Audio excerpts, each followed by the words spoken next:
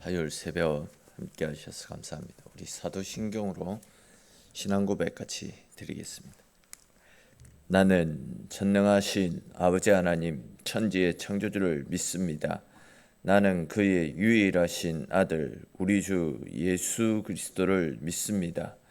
그는 성령으로 잉태되어 동정녀 마리아에게서 나시고 본디오 빌라도에게 고난을 받아 십자가에 못 박혀 죽으시고 장사된 지 사흘 만에 죽은 자 가운데서 다시 살아나셨으며 하늘에 오르시어 전능하신 아버지 하나님 우편에 앉아 계시다가 거기로부터 살아있는 자와 죽은 자를 심판하러 오십니다.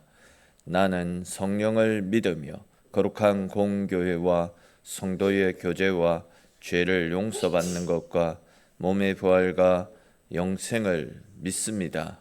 아멘.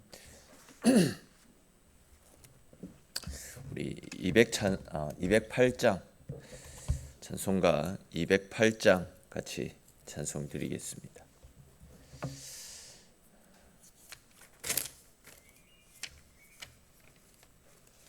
찬송 208장입니다.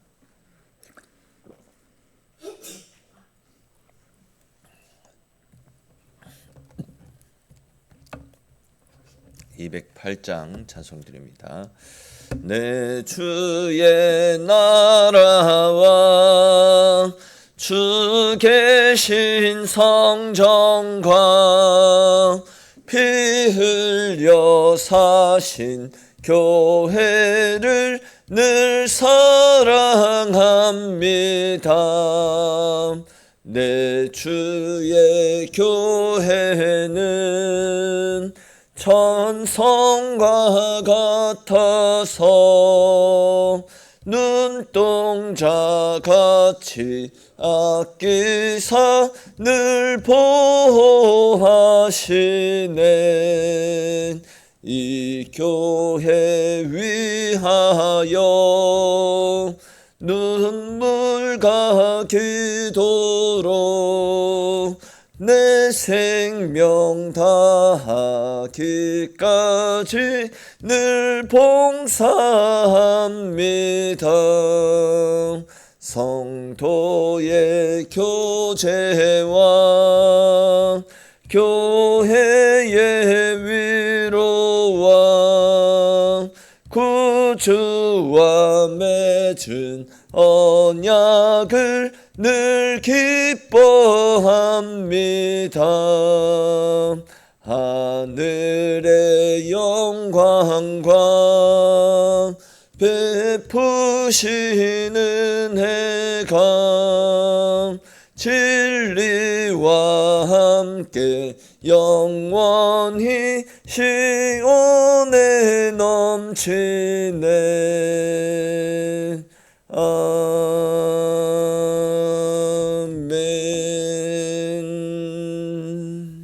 아멘. 오늘 함께 나눌 말씀 보겠습니다. 오늘 말씀은 고린도전서 11장 17절부터 해서 마지막 34절까지 말씀입니다. 11장 17절부터 해서 34절까지 말씀 한 절씩 읽고 34절은 같이 읽겠습니다. 내가 명하는 이 일에 너희를 칭찬하지 아니하나니 이는 너희의 모임이 유익이 되지 못하고 도리어 해로움이라.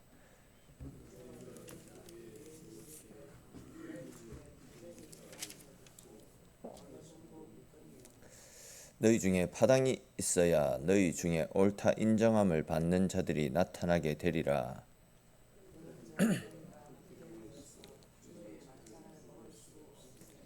이는 먹을 때에 각각 자기의 만찬을 먼저 갖다 먹음으로 어떤 사람은 시장하고 어떤 사람은 취함이라.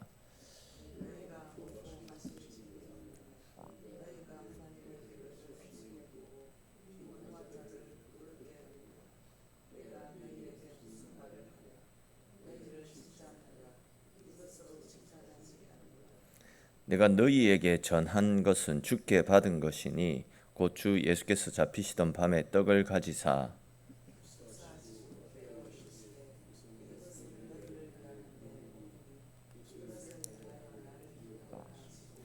식후에 또한 그와 같이 잔을 가지시고 이르시되 이 잔은 내 피로 세운 새 언약이니 이것을 행하여 마실 때마다 나를 기념하라 하셨으니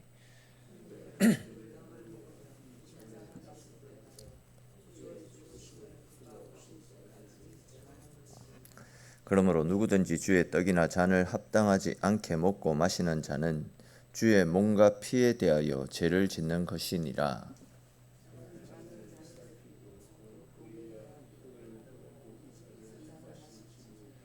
주의 몸을 분별하지 못하고 먹고 마시는 자는 자기의 죄를 먹고 마시는 것이니라.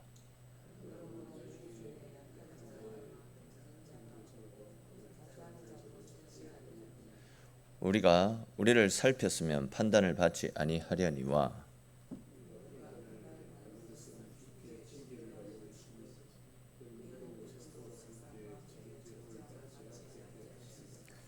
그런즉 내 형제들아 먹으러 모일 때에 서로 기다리라.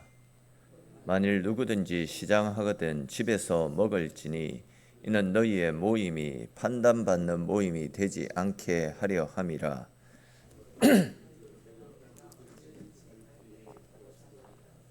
아멘. 오늘 본문 역시도 이제 고린도 교회 성도들이 바울에게 질문했던 예배와 관련된 문제 가운데 성찬과 관련된 말씀이 오늘 본문 가운데 나타나고 있습니다. 잘 아시듯이 성찬은 주님의 살과 피를 먹고 마시면서 우리를 위한 주님의 십자가 사랑에 감사하면서 또 이제 모든 성도들은 주님의 십자가의 은혜로 말미암아 주님 안에서 하나된 지체임을 고백하는 자리가 성찬이지 않습니까?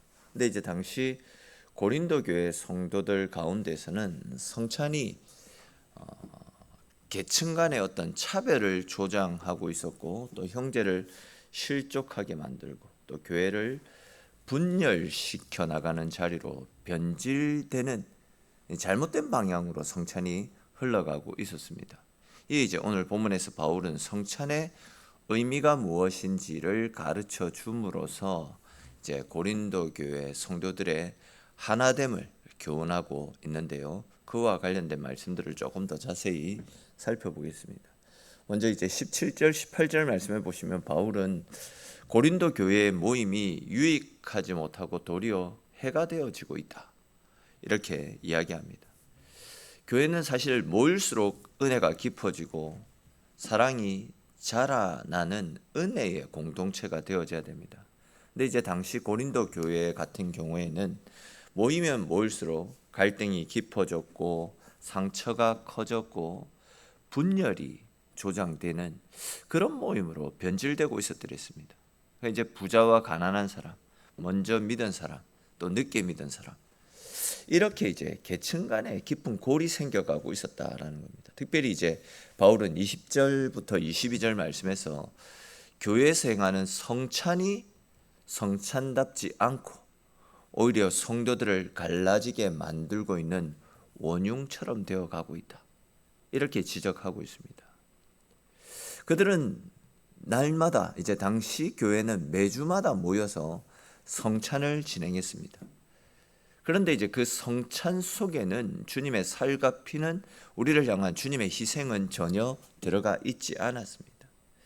당시 이제 초대 교회에서는 성찬 예식이 이제 오늘날처럼 간소하게 진행되어졌던 것이 아니라 예배 이후에 그 성찬을 통해서 성도들이 함께 식사 교제를 나누어지는 자리까지 애창까지 연결이 되어졌더랬습니다.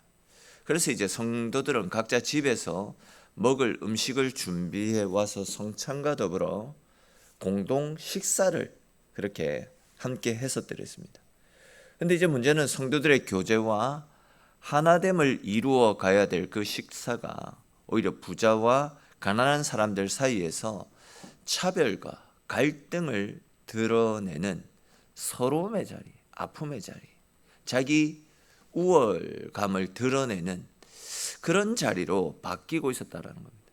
예를 들어서 이제 그 당시에는 노예와 상전, 또 부자와 가난한 자들 이런 사람들이 있던 시대였잖아요. 근데 이제 가난한 사람들은 대부분 생계를 위해서 일을 하다가 늦게 그 자리에 참석할 수밖에 없었습니다. 또 종들도 있었기 때문에 주인의 집에서 일을 하다가 와야 되는 그런 상황이었다라는 거죠. 근데 이제 부유한 사람들은 많은 음식을 가져와서 자기들의 부를 자랑했고, 또 이제 가난한 사람들을 기다렸다가 함께 그 식탁의 교제를 나누면 얼마나 좋습니까? 근데 늦게 오는 그 가난한 사람들을 기다려주지 않고 그들이 오기 전에 먼저 자기들끼리만 먹고 마시면서 가난한 사람들을 차별했습니다. 조롱했습니다. 아이고, 늦게 오셔서 어쩝니까? 이것도 먹지 못하고 빨리빨리 오지. 빨리 올 수 없는 사람들의 그 상황을 헤아리지 않고 오히려 조롱과 멸시를 일삼는 어떤 도구처럼 사용했다라는 겁니다. 주님의 살과 피를 기억하면서 한몸된 교회의 하나됨을 고백해야 되는 그런 성찬의 자리가 오히려 성도들을 찢어버렸습니다. 도리어 분열시켰고 형제를 실족하게 만들고 교회를 찢고 분열시키는 그런 이상한 자리로 변질되고 있었던 것입니다. 그래서 바울은 그들을 향해서 이것이 어찌 주님의 만찬이 될 수 있느냐 강하게 책망했던 것입니다. 우리도 이 말씀 앞에서 우리 자신을 돌아볼 수 있어야 됩니다. 혹시 나의 신앙이 나는 은혜 받고 나만 위로받고 나만 만족하는데 머물러 있지는 않습니까? 예배는 드리지만 정작 옆에 있는 연약한 지체들은 돌아보지 않고 또 기도는 드리고 있지만 상처받은 심령에는 관심도 가지지 않고 누군가는 외롭고 소외된 채 머물러 있다라고 한다면 우리 역시도 지금 바울로부터 책망 듣고 있는 고린도 교회 성도들의 모습과 다를 바 없는 것입니다. 잘 아시겠지만 기독교 신앙은 개인의 만족과 유익만을 위한 은혜의 통로가 되어져서는 안 됩니다. 주님께서 우리를 위해 살과 피를 내어주셨듯이 우리 역시도 그 사랑을 기억하면서 내가 받은 사랑과 내가 받은 은혜로 다른 사람들을 돌아보고 섬길 수 있어야 됩니다. 주님의 사랑을 흘려보내는 통로가 되어져야 되지 받은 은혜만을 자랑하고 내가 은혜 받았다 우쭐에 있는 곳이 되어져서는 안 된다라는 겁니다. 내 몸과 같이 이웃을 사랑하는 것, 이것이 주님께서 우리에게 원하시는 성도의 모습 아니겠습니까? 사도 바울의 말씀을 통해서 우리에게 권면하고 있는 것처럼 다른 사람들을 내 몸과 같이 아끼고 사랑하고 또 나보다 남을 더 낮게 여기고 다른 사람을 섬기고 세우면서 격려해주면서 위로해주면서 사랑으로 품어주면서 함께 세워져 가는 교회, 그런 교회가 주님이 기뻐하시는 건강한 교회의 모습임을 꼭 기억하시면서 서로 배려하고 위하고 아끼면서 하나됨을 이루어가는데 애쓰고 힘쓰며 주님의 몸된 교회를 교회답게 세워가는 저와 여러분들이 될 수 있기를 바랍니다. 또 이제 이어지는 23절부터 25절 말씀해 보십시오. 바울은 성찬의 참된 의미를 다시 설명합니다. 성찬은 주님께서 잡히시던 밤에 친히 제정하셨던 거룩한 예식입니다. 성찬은 단순히 떡과 잔을 먹고 마시는 시간이 아니다라는 겁니다. 주님께서 우리를 위해서 당신의 몸을 내어주시고 당신의 피를 흘려주셨다라는 사실을 기억하는 시간이고, 우리의 삶도 주님께서 보여주셨던 그 섬김과 희생의 삶을 따라서 믿음의 삶, 섬김과 희생의 삶을 살겠다라고 결단하고 다짐하는 시간이 성찬입니다. 그렇기 때문에 우리가 성찬에 참여한다라는 것은 주님의 살과 피를 받은 사람들답게 우리의 삶도 이제는 달라지겠다라는 결단도 함께 이어지는 시간이 성찬입니다. 이전에 우리의 삶이 내 중심적인 삶이었다라고 한다면 이제는 그리스도 중심의 삶을 살아갈 수 있어야 됩니다. 이전에는 내 배부름, 내 만족이 내 인생의 목적이었다면 이제는 주님의 마음으로 다른 사람도 품을 수 있는 마음의 여유들이 생겨날 수 있어야 됩니다. 우리를 향하신 이 사도 바울의 권면의 말씀들을 꼭 기억하시며 우리 마음에 예수 그리스도의 마음을 품고 예수 그리스도의 마음으로 다른 사람들을 사랑하고 배려하고 위하면서 주님의 사랑을 드러내며 주의 은혜의 통로의 삶을 감당하며 살아가시는 저와 여러분들이 되시기 바랍니다. 또 이제 이어지는 27절에서 29절까지 말씀을 쭉 보시면 바울은 성찬에 합당하지 않게 참여하는 사람은 주님의 몸과 주님의 피를 범하는 죄를 짓는 사람이다, 이렇게 경고하고 있습니다. 자, 그렇다면 오늘 본문에서 사도 바울이 말씀하고 있는 성찬에 합당하지 않게 참여한다, 이것은 과연 무엇을 이야기하는 것이겠습니까? 본문의 흐름에서 보면 서로 분쟁하고 또 부자들이 가난한 성도들을 차별하고 형제를 실족하게 만들면서도 아무렇지도 않게 성찬에 참여하는 것, 이것을 이야기하는 겁니다. 이것이 성찬에 합당하지 않게 참여하는 것입니다. 그러니까 이제 주님의 피로 모든 담이 허물어졌습니다. 계층 간의 차별, 부자와 가난한 사람들, 주님은 그 허물들을, 장벽들을 허물기 위해서 십자가로 우리를 위한 대속 제물이 되어 주셨습니다, 이렇게 고백을 하면서도 정작 마음속에는 또 삶 가운데는 미움과 원망과 차별을 품고 있는 것, 가난한 사람들을 업신여기고 멸시하는 것, 이런 것을 이야기하는 것이죠. 여러분, 성찬은 주님과 우리와의 관계만을 생각하는 것이 아닙니다. 주님의 몸된 교회와 주님으로 말미암아 하나 된 우리 지체들, 그런 관계들까지도 깊이 들여다볼 수 있는 시간이 성찬입니다. 내가 주님의 은혜로 용서받은 사람이라면 당연히 우리도 누군가를 용서해야 됩니다.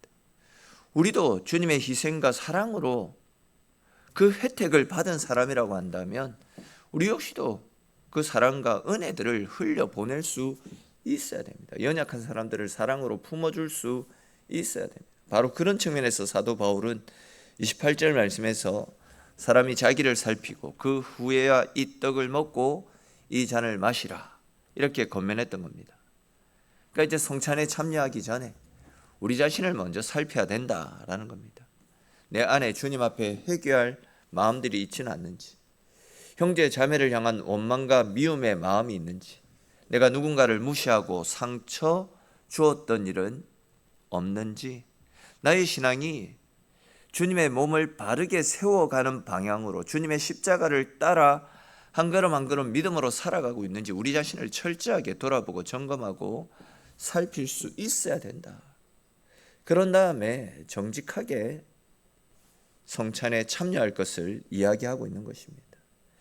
바로 그런 측면에서 이제 또 교회에서도 성찬이 있기 한 주 전에는 강구를 하는 겁니다. 성찬에 합당한 모습으로 성찬에 참여하자라고 한 주 전에 미리 강구를 하는 겁니다. 이어지는 30절에서 32절 말씀에도 보십시오.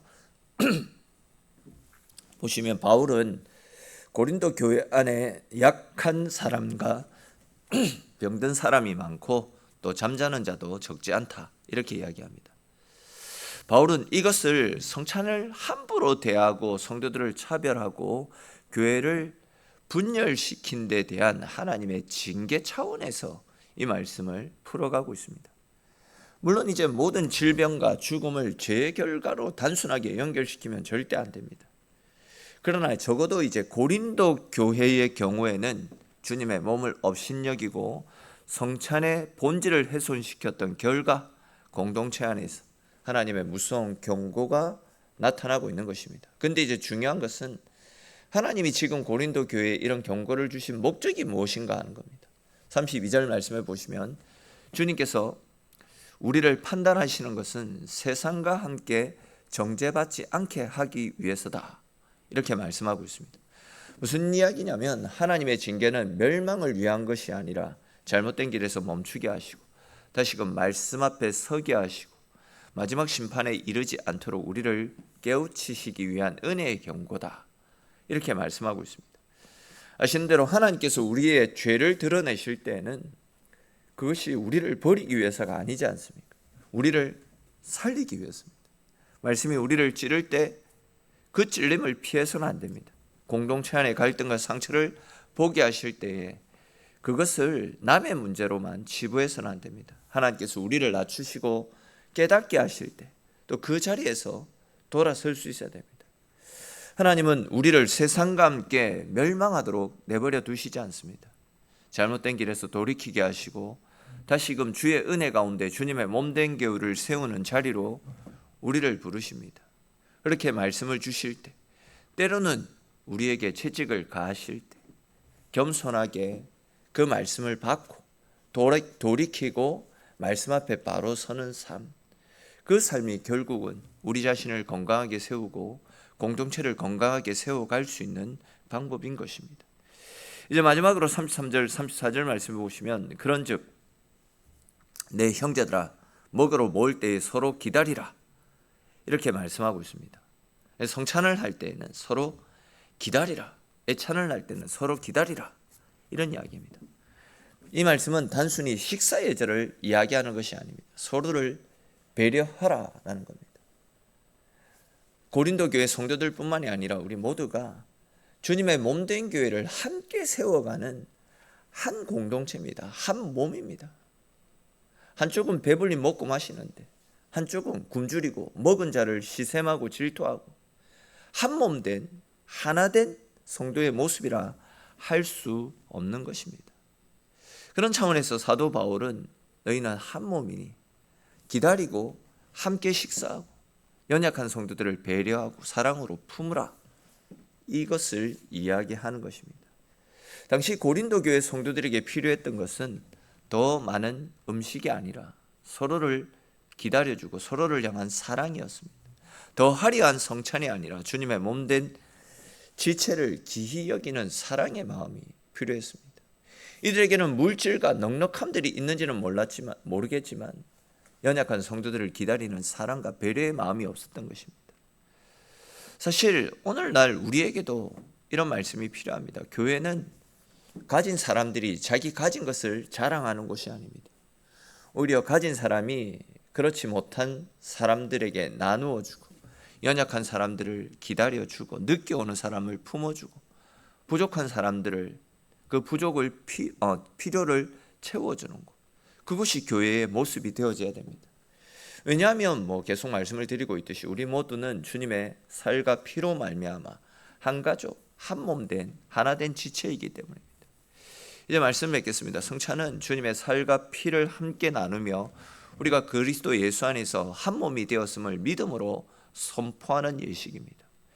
그러므로 우리가 성찬의 은혜를 알고 있다라고 한다면 다른 성도들을 차별해서는 안 됩니다. 자기 배만 채우고 다른 성도들의 아픔을, 배고픔을 외면해서도 안 됩니다.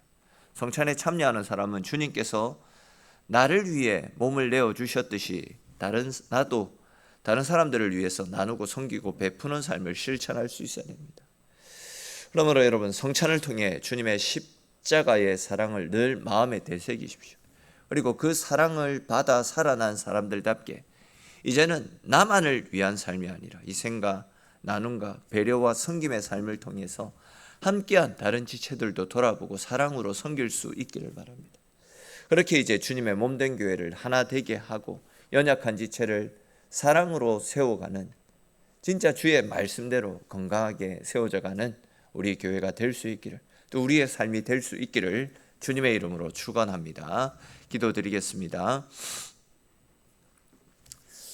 하나님, 오늘 이 새벽도 주의 백성들을 불러주시고 주님과 함께하는 하루를 시작할 수 있도록 은혜 내려주심에 주님 고맙고 감사합니다.